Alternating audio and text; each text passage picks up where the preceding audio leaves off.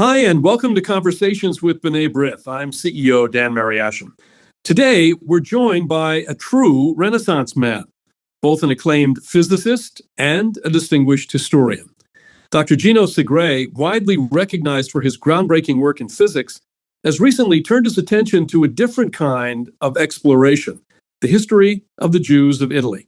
His new book, The Golden Age of Italian Jews, 1848 to 1938, spotlights a remarkable era of cultural and civic life.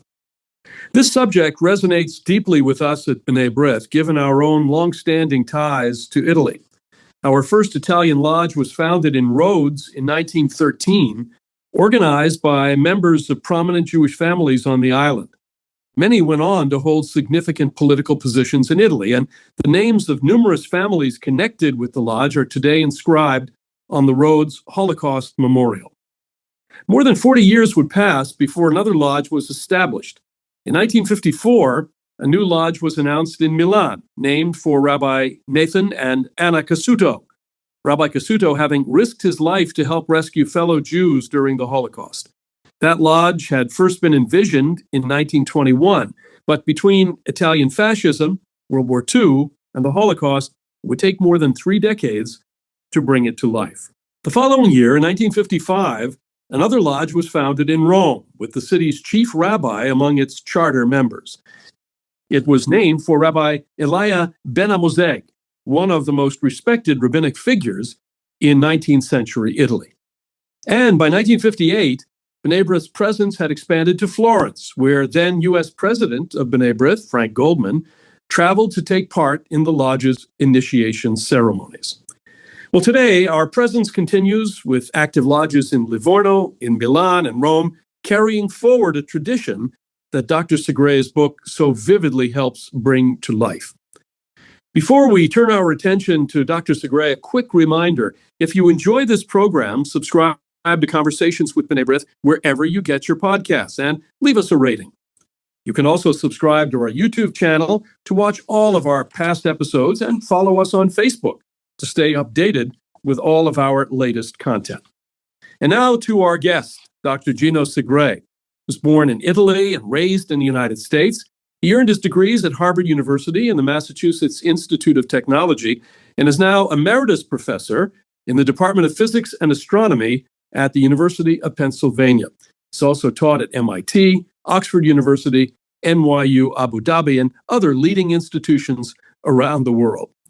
In addition to publishing more than 100 scientific papers, Dr. Segrè is the author of 5 acclaimed books for general readers on history and physics, including Ordinary Geniuses, Faust in Copenhagen, A Matter of Degrees, The Pope of Physics, and most recently, of course, The Golden Age of Italian Jews, 1848 to 1938. It's a body of work that reflects both intellectual breadth and a gift for storytelling. Dr. Segrè, Gino, welcome, and thank you for joining us today. Thank you very much for the invitation. It's a pleasure to be here. Well, can you tell us why? This is always the first author question. So we're going to ask you the very important first question, which is tell us why you decided to research and write this book. You describe approaching it both with the precision and accuracy of a physicist and the curiosity of a historian. So how does your own family also figure into your decision and to the pages of this book? Well, my father is an Italian Jew, and I heard many family stories over the years, and I decided at this point to explore a little more in depth both the history of Italian Jews and my own family history. I can just perhaps describe this in 1 minute with one story, one family story that covers this period. Namely, my great-grandfather, Marco Travis, was born in a ghetto in Italy toward the beginning of the 19th century. With the entrance of Jews into a full presence in Italian life, he rose rapidly. He managed to obtain an education, became an architect, and eventually became the architect of the famous synagogue of Florence, the city in which I was born. He also designed the Jewish cemetery in Florence. And yet his favorite granddaughter, Amalia Treves, married my grandfather. They had 3 sons, all of whom were successful. But Amalia, though as an older woman, refused to leave Italy when she could have and stayed, and eventually in the German occupation of Italy was caught up and wound up dying in Auschwitz. So in this period of about 100 years, we see the rise in a dramatic way of Jews and the fall in the most horrible and dramatic way of Jews in 1943. So that was the spectrum there really has always interested me, and I decided to try and explore that history to know a little bit more of that arc. Was the information you uncovered about your family's legacy and history new to you? How much did you know before you started the book, and how much did you uncover as you did your research? I uncovered a great deal, much of which surprised me. I spent my a good bit of my formative year in Italy. We escaped when I was 7 months old. When I was 8 years old, we went back. This was right after World War II to Italy. So I went to school for many years in Italian in Italy and know Italian. And so it was easy for me to read the necessary books. But I knew the family stories, but I didn't know the history. And so much of it came as a surprise to me. Well, before we turn to the 9 decades that you cover and that your book focuses on, could you walk us through? You mentioned the ghetto in the early part of the 19th century.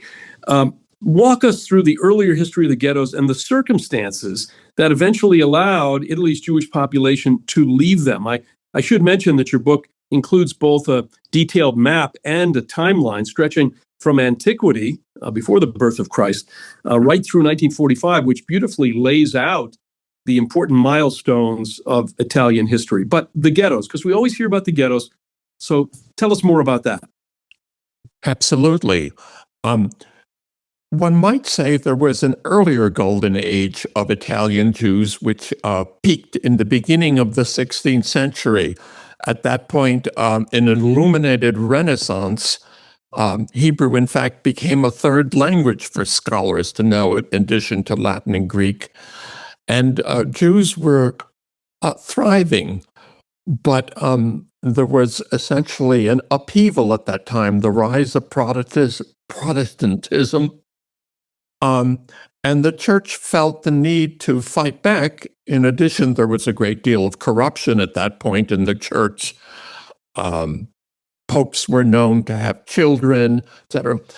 And so a reformation, or actually the counter-reformation, began in the middle of the 16th century. And the key year is 1556. A new pope came in. He issued a papal bull, which is a decree, essentially cum nimus absurdum, it was called, and it really removed any freedoms that Jews had enjoyed and created a ghetto. Now, the ghetto as such is a word of Venetian slang, so the first official ghetto was formed in Venice at that time and also in Rome. And so Jews were confined to live in a zone. The word ghetto comes from, as I said, from Venetian slang. It denotes a little island in Venice where they were locked in. So Jews had to live from then on in Italy in ghettos as the Pope enforced that rule.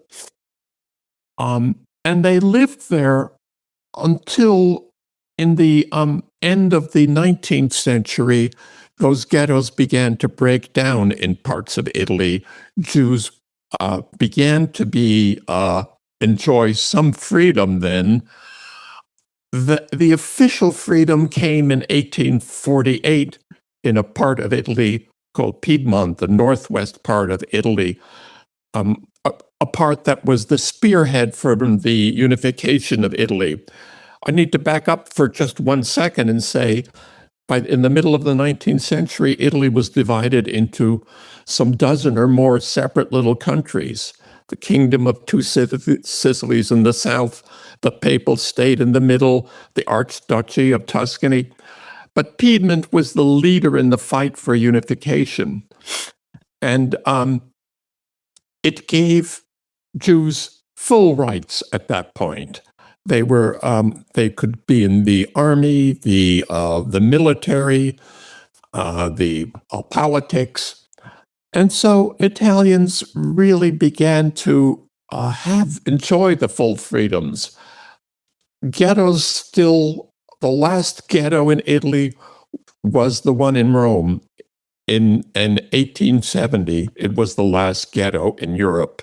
So one can say ghettos existed officially from the 16th century until the final one in Rome in 1870. Serving in the military is always a test when we look at the history of Jews in Europe, in Latin America. It's a good indicator, more or less, about freedom enjoyed by the Jewish communities. You mentioned that Jews, as a result of kind of emerging from the ghettos, could participate in politics, could be part of the military. Were there Jewish officers that rose to important positions in the Italian military? Yes. By the second half of the 19th century, this period from, say, 1850 on, Jews had full access to the military. And unlike in other countries, I should say, like Germany, France, or England, where Jews were, yes, accepted in the military, but not to the highest ranks. In Italy, there were Jewish admirals, generals, and even the Minister of War toward the end of the 19th century was a Jew. It is part of the full acceptance of Jews in the Italian population at that point. I want to talk about the Mortara case, about which there has been much written, but it's important in terms of the flow of history in your book. The Mortara case is one of the most infamous episodes in modern church-Jewish relations. Yet many people today know little about it or its repercussions. Can you explain what happened and how the case shaped the Vatican's view of Jews in Italy at that time and well beyond? Give us some background, perhaps, to this story and to its impact. To understand it, one must know that the whole middle of Italy, from the south, just north of Naples, to well north of Florence in Bologna, was known as the Papal State. The Pope at this time in the 19th century was both a religious leader, but also a political leader. He was the head of one of the largest states in Italy, perhaps the largest or close to. And so he had imposed a set of restrictions on Jews. Among them, they could not have, they were not supposed to have servants who were Catholics, etc. This was ignored in certain parts. The Mortara case involves a 6-year-old child who was had a fever, and a rather poor and ignorant serving girl who worked for the family was afraid that he might die and secretly baptized him. Without telling the family, she then went to her priest and confessed that she had baptized this Jewish boy. He didn't know what to do, reported upward in the clergy. Finally, it went to the Cardinal of Bologna, this was in the city of Bologna, who consulted the papacy about this issue. They said, well, the law says that a Catholic child should not be allowed to live in a Jewish family. So they sent the police to arrest the child, or rather not to arrest him, but to take him away from the family and bring him to Rome. The family knew nothing of this until the day in 1858 still, when the police arrived and very apologetically took the child away. He was brought to Rome and put into a special school to be raised as a Catholic. Eventually, he was trained for the priesthood. This was considered a scandal. Stories like this had happened earlier, certainly, but by 1858, this was considered outrageous. There was a large protest in Italy. There was an international protest. I believe Montefiore went from England to protest this, but the Pope said, there is nothing I can do about it. I am following the law, the Catholic law. And it became a cause célèbre. There is an appendix to this story. When Rome was finally, when Italy, the final unification of Italy occurred in 1870, a lieutenant in the Italian army was Edgardo Mortara's brother. He had not seen his little brother for 12 years. And he went to try and talk with him at that point. But the boy, by then, was fully indoctrinated as a Catholic and wished to have nothing to do with his brother. So the long-term, what was the long-term impact of this particular story, even though there were other examples? But this is the most celebrated example, if you will, in terms of relations between the church and Jews, broadly put. I think that there was certainly in 1870 when Italy finally, that was the end of the papal state. The Pope then retreated to the Vatican and refused to recognize even the new kingdom of Italy. In fact, there were no diplomatic relations between the papal, the Pope, the Vatican, and Rome until 1929. Under Mussolini, they were restored for reasons involving both the church and Mussolini at that time. I think the Pope, I don't know quite how to go into much of the relation between the Pope and Jews. Certainly, it became more liberal in later years.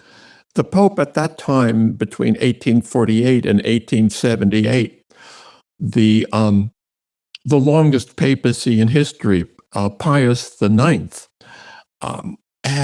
was still very anti-Jewish, and that changed a bit during the latter years.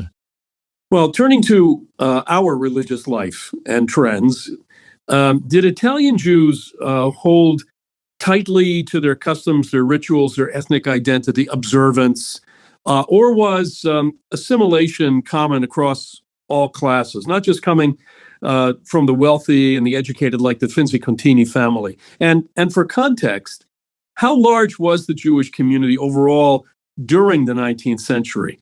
I assume a small percentage, but how big or how small exactly was it? Sure. The population, the number of Jews in Italy during the second half of the 19th century was 0.1%. So a small population, perhaps, let's say roughly 40,000 out of 40 million. But during this period, one has to recognize that Italy was a very, very poor country. The Industrial Revolution had passed by it. It was essentially an agricultural country. 70% of the population were farmers. Literacy was very low, 30% or less. Childbirth was high. Italy was not on a level with France or Germany or England. And so the Jews, once they were let out of the ghetto, once they were given full civil rights, prospered. They prospered remarkably for a variety of reasons. One is they had a higher rate of literacy. Second, they were in a country that was largely agricultural. They had not been allowed to be farmers. So they had small businesses or money lending. They had the skills that this country needed to modernize. And so they had this, though only 0.1% of the population. By the time of World War I, there was a Jewish prime minister, a Jewish mayor, 10% of the university professors, or almost 10%, were Jews. There were no quotas in university. Universities were public universities.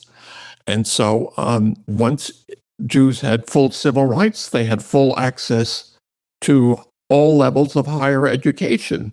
And they profited rapidly from this. It is an astonishing rise. Did that drive assimilation? The rise led to assimilation, too. I can give you just a quick quote. It'll take 30 seconds from the Prime Minister, Luigi Luzzati, who was a Jew. There were other prime ministers who were Jews. He said, "I have the greatest respect for my religion, even after having lost the fervor for it I felt in my youth. But when my Jewish origins are reproached, or when Jews are persecuted, I return to the feeling and to declaring myself an Israelite." So what happened is, in assimilating, they lost a large part of their Jewish connection, simply because their life before had been in a ghetto. They lived right around the synagogue, and life revolved around the synagogue and their observances and the small businesses or whatever they operated. But so in assimilating, a large part of that was lost. But then there began to be a renaissance of that toward the end of the 19th century. So returning again to that synagogue of Florence, once it was built, the Florentine Jews went looking for a rabbi that could lead a renaissance there. And they found a man, Samuel Hirsch Margulis, who was, in fact, born in the Ukraine, educated in Breslau, had moved to Hamburg and become a rabbi in Hamburg, and he came to Florence then to become the rabbi. He then founded or took charge of the rabbinical school in Florence, led to the education of a large number of rabbis, founded a journal of Jewish news, and in fact led to as I said, to a renaissance in Jewry in Italy, in a way. So he got to know Herzl quite well. And in fact, when Herzl came to Italy, Margulis arranged for him to meet both the King of Italy and the Pope. You know, when I hear stories like this, it always makes me feel that I wish, you can have a time machine and you could go back and just see Herzl in Italy. Yes. It must have been quite a meeting that he had.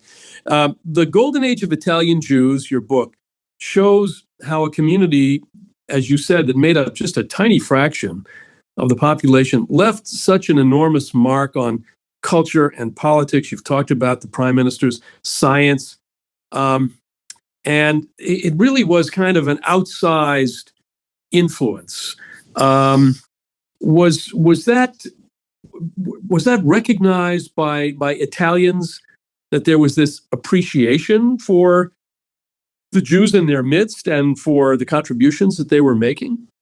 Yes, I think there was an appreciation. It was, but one must remember that when they entered into Italy, they looked like Italians, they spoke like Italians, they dressed like Italians. They didn't even have a separate language of Yiddish. So they rapidly became one, at least most Italians didn't think of them separately as Jews. Jews themselves, nevertheless, they retained that Jewish identity strongly. So you'd see in large part their friends, their best friends were Jewish. Most of them continued to marry marry Jews, certainly in the 19th century. Yes, there was some appreciation of Jews, but mainly they were not thought of as any different from. By the 20th century, they were rarely thought of as different. Occasionally, there would be some flare-up. For instance, in 1910, I will give you an example. The mayor, at that time, the prime minister of Italy was a Jew, and the mayor of Rome was a Jew. So there was a 40th anniversary of the liberation of the final conquest by Italy of Rome, and the mayor of Rome, who was a Jew, spoke up and said that Rome, for too long, Rome under papal rule, that the church had focused on building churches and not on building schools.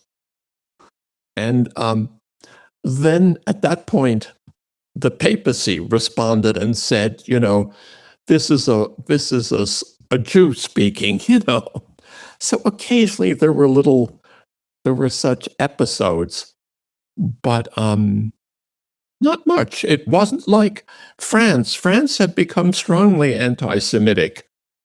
There was the best-selling book called La Libre Parole, which was a strongly anti-Semitic book. There was the Dreyfus case. There was none of that in Italy at that time. Well, from the quote that you read, obviously, even though people may have become somewhat secular, they still took great pride in their ethnicity and in being Jews. But how did this all play out once persecution began to intensify? Well, I think you can say in a sense the golden age ended in 1922 when Mussolini took over, became first the head of the government, and within 2 years, the dictator of Italy. Mussolini himself was not a radical anti-Semite like Hitler. In fact, years earlier, he had a Jewish mistress, but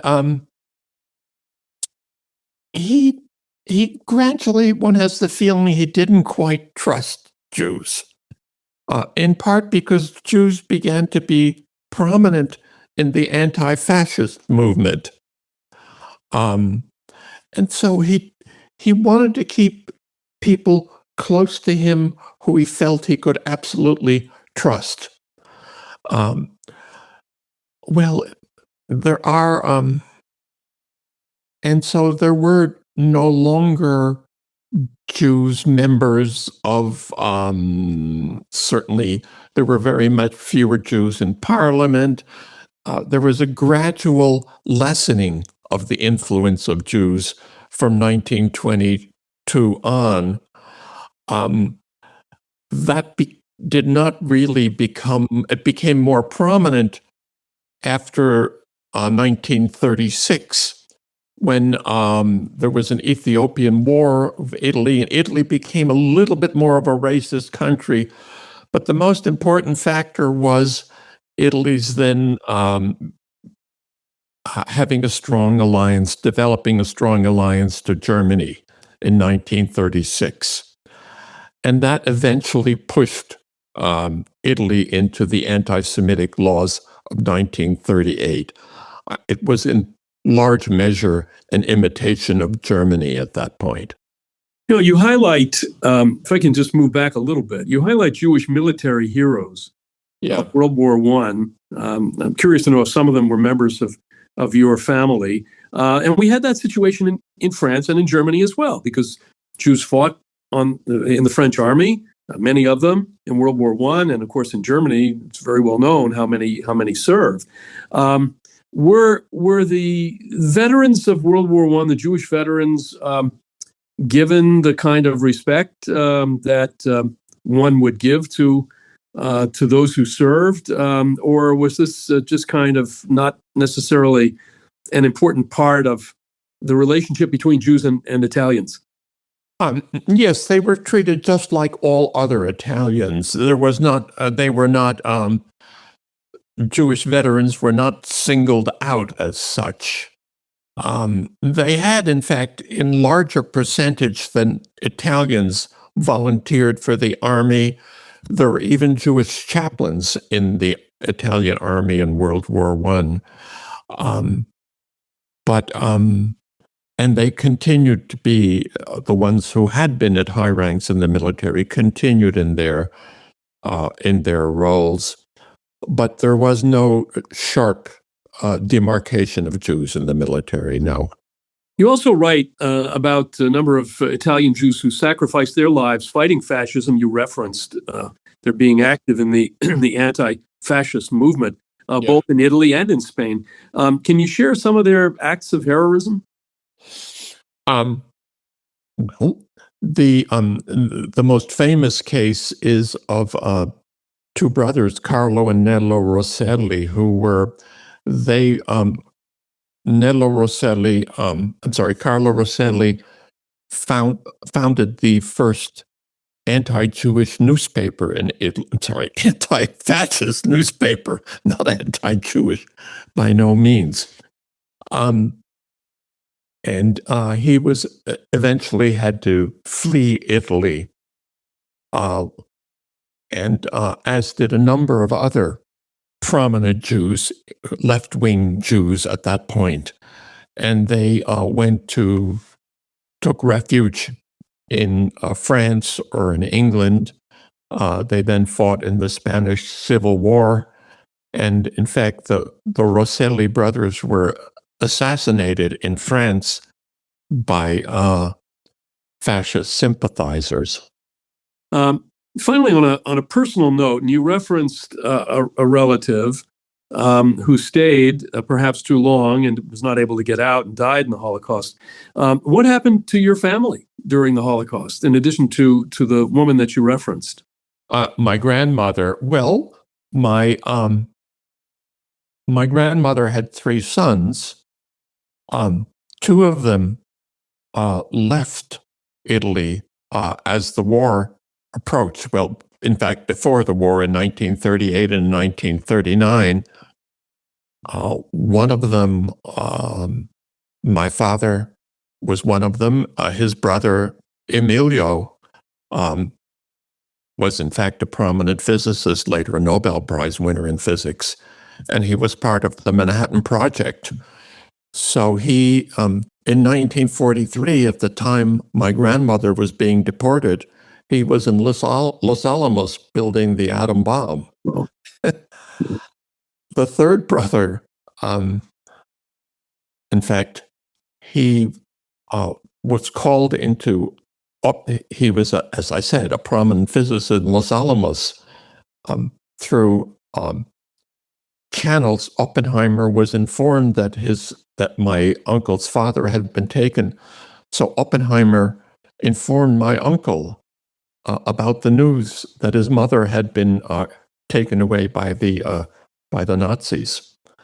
The third brother stayed in Rome and went into hiding with his family, and they survived the war and remained in Italy after the war. My grandmother's story is a tragic one in that she was almost saved. They had been given early warning the day of the roundup by the Nazis The Nazis in October 16th, 1943, rounded up 1,000 Jews in Rome. My grandmother, of course, was one of them. A famous physicist, Enrico Fermi's father-in-law, who was an admiral in the Italian Navy, was rounded up. He got dressed in his full uniform, expecting that as an admiral in the Italian Navy, he would not be taken away. But the Nazis, of course, treated him as a Jew and nothing more. Wow. Well, I said that was the last question, but I do have another question. Is there a sequel, do you think, that lies ahead? Because you take the book, 90, up to 1938, 9 decades. Do you think you might want to do something from 45 to the present? It's worth looking into. It is. I think by now, Italy has become a first world country. So Jews are the special advantages they had in terms of education, skills, perhaps drive, and of Italy being a backward country are no longer there. So Jews are just normal Italians, though there are fewer of them also. At one point, they were 0.1% of the Italian population. Now I think there are even fewer Jews in Italy. Jews have dispersed around the world. They've gone to a large number to the United States, to Israel. They've played a prominent role in Israel. So, yes. Well, let us know if when the next one comes out. Good. Well, the book is The Golden Age of Italian Jews, 1848 to 1938, by Dr. Gino Segrè. It's available at bookshop.org, Barnes & Noble, Amazon, or wherever you get your favorite books. Gino, thank you for bringing to light your findings on the golden age of Jews in Italy and for connecting them so powerfully to your own family story. It's truly been a pleasure. Thank you very much. And as a friend of mine, not a friend of mine, but an acquaintance put in Goodreads, says, this makes a pretty good read, even if you're not Jewish and even if you're not Italian. Well, if you have connections, it makes it even better. So thank you, Dan. Thank you for doing the book and for educating us about that very, very important period in Jewish history. Well, that concludes today's episode of Conversations with B'nai B'rith. Thank you to Dr. Gino Segrè for joining us to discuss his new book, The Golden Age of Italian Jews, 1848 to 1938. Now, remember, the conversation doesn't end here. Share the episode with others, post about it on social media, and leave us a comment or a rating. And to stay updated, follow or subscribe to Conversations with B'nai B'rith wherever you get your podcasts. And be sure to subscribe to our YouTube channel and like us on Facebook for more great content. We'll be back soon with more thoughtful conversations on Jewish history, culture, and the issues that matter most to our community. Until then, I'm Dan Mariaschin. Thanks for listening. We'll see you next time.